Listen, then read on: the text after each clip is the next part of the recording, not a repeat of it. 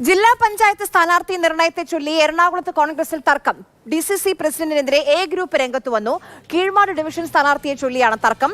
കാലങ്ങളായി എ ഗ്രൂപ്പിൽ മത്സരിച്ചിരുന്ന ഡിവിഷൻ DCC പ്രസിഡന്റ് ഇഷ്ടക്കാരന് നൽകിയെന്നാണ് എ ഗ്രൂപ്പ് ആരോപിക്കുന്നത്.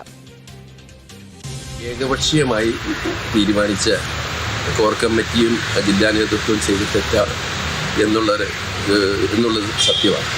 അതിനെക്കുറിച്ച് എനിക്ക് പറയാനുള്ളത് ഒരിക്കലും ചെയ്യാൻ പാടില്ലാത്ത കാര്യമാണ്.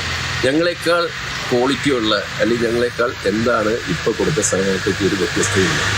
എന്തുകൊണ്ട് ഈ ഡിവിഷൻ വിട്ടുള്ള ഒരു സ്ഥാനാർത്ഥിക്ക് കൊടുത്തു, എന്ത് മാനദണ്ഡത്തിൻ്റെ പേരിലാണ് കൊടുത്തത്, അത് ഒന്ന് ബോധ്യപ്പെടുത്തേണ്ട ബാധ്യത ഈ ജില്ലാ നേതൃത്വത്തിനും കോർ കമ്മിറ്റിക്കുമുണ്ട്. കൊച്ചിയിൽ നിന്ന് ബിനിൽ വിവരങ്ങളുമായി നമുക്കൊപ്പം ചേരുന്നുണ്ട്. ബിനിൽ, അടിയാണല്ലോ കോൺഗ്രസിൽ.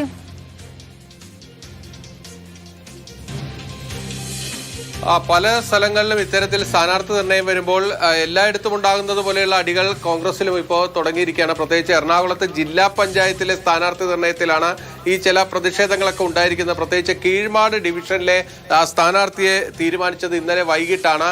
രാത്രി വൈകി വരെ ചർച്ചയുണ്ടായിരുന്നു. അതിനുശേഷമാണ് ഈ തീരുമാനം വന്നത്. കീഴ്മാട് സ്ഥാനാർത്ഥിയായി PA മുക്താറിനെയാണ് ജില്ലാ നേതൃത്വം തീരുമാനിച്ചിരിക്കുന്നത്.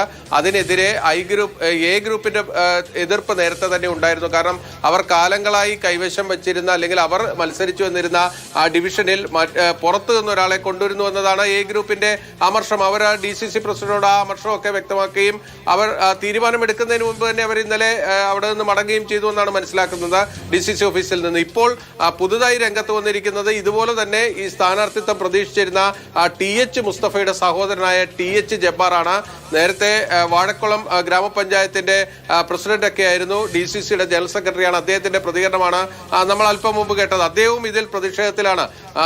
ഒരു മാന്യത കാണിക്കണമായിരുന്നു, മര്യാദയുണ്ടായില്ല തുടങ്ങിയ വിമർശനങ്ങളാണ് അദ്ദേഹത്തിന്റെ ഭാഗത്ത് നിന്നുണ്ടാകുന്നത്. കാരണം എന്തുകൊണ്ട് സ്ഥാനാർത്ഥിത്വം നിഷേധിക്കപ്പെട്ടു എന്നത് തങ്ങളെ ബോധ്യപ്പെടുത്താൻ ഒരു ജനാധിപത്യപരമായ രീതിയിൽ ഒരു ചർച്ചയ്ക്ക് പോലും DCC സീറ്റ് കൊടുത്തില്ല, ശരി, അത് മനസ്സിലാക്കാം. പക്ഷെ എന്തുകൊണ്ട് സീറ്റ് തനിക്ക് നൽകിയില്ല എന്നുള്ള കാര്യം തന്റെ ബോധ്യപ്പെടുത്താൻ പോലും ശ്രമം ഉണ്ടായില്ല എന്നുള്ളതാണ് പരാതി.